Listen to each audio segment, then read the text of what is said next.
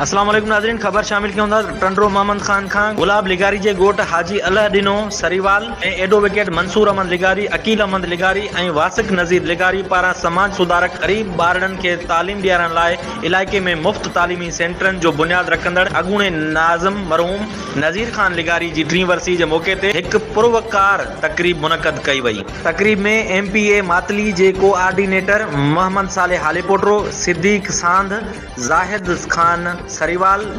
Mohammad Juman लिगारी, advocate Sarmad लिगारी, हाजी मोहम्मद सादिक लिगारी, SHO गुलाब लिगारी, रियाज हुसैन रिंद, अगुणो नायब नाज़िम अमीन लिगारी, Matali city press club जे सदर Abdul Razzaq Panwar, senior सहाफ़ी अब्दुल गफ़ार लिगारी, मोहम्मद इब्राहिम लिगारी, मुर्तज़ा सोलंगी, कामरेड